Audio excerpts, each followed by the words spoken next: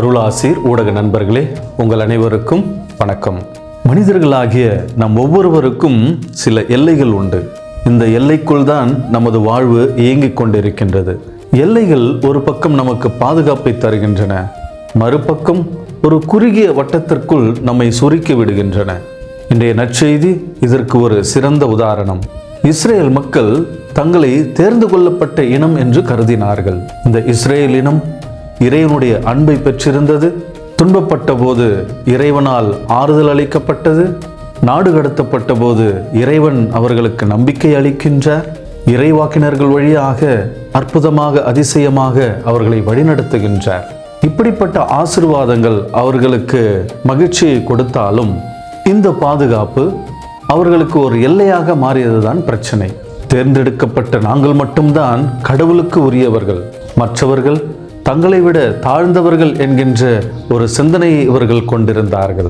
இந்த குறுகிய கண்ணோட்டத்தை தான் இன்றைய நற்செய்தியிலே ஆண்டவராகிய இயேசு உடைக்க முன் வருகின்றார். எலியாவும் எலிசாவும் எப்படி பிற இனத்தவரிடம் அனுப்பப்பட்டனர் என்று சொல்லி, தானும் அதற்காகத்தான் அனுப்பப்பட்டுள்ளேன் என்று சொல்லிய பொழுது இஸ்ரேல் மக்கள் அதை ஏற்க மறுக்கின்றார்கள்.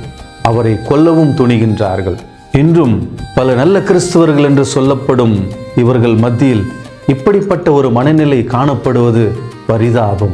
அதாவது, நாம் கிறிஸ்தவர்கள் மீட்கப்பட்டவர்கள், இரட்சிக்கப்பட்டவர்கள் என்றும், மற்றவர்கள் இறைவனிடமிருந்து அந்நியப்பட்டவர்கள், ஒதுக்கப்பட்டவர்கள், போலி தெய்வங்களை வணங்குகின்றவர்கள் என்கின்ற எண்ணம் நம்மிலே நிறைந்து காணப்படுகின்றது. காரணம், இது பரிசேயர்களிடம் காணப்பட்ட பரிசேயத்தனம், வெளிவேடமே அன்றி இது வேறெதுவும் இல்லை. தாங்கள் உயர்ந்தவர்கள், மற்றவர்கள் தாழ்ந்தவர்கள் என கருதுவது பரிசேயத்தனம். விவிலியத்தில் நாம் வாசிக்கும் சிலை வழிபாடு பற்றிய சில பகுதிகள் தவறாக புரிந்து கொள்ளப்பட்டன என்பது இதனுடைய வெளிப்பாடு. உண்மையான ஆன்மீகம் என்பது இயேசுவை போல் எல்லைகளை தாண்டி எல்லோரையும் மதிப்பது, ஏற்றுக்கொள்வது. அவர்களது எண்ணங்களையும் கலாச்சாரத்தையும் மத வழிபாட்டு முறைகளையும் மதிக்காத ஒருவர் இயேசுவை பின்பற்றுகிறேன் என்று சொல்வதை விட நாங்கள் அதிகமாக பரிசேயர்களே பின்பற்றுகின்றோம் என்று சொல்வதுதான் பொருத்தமாக இருக்கும். எல்லைகளை தாண்டி எல்லோரையும் அன்பு செய்வோம். Praise the Lord. இயேசுவுக்கே புகழ், இயேசுவுக்கே நன்றி. மரியே வாழ்க.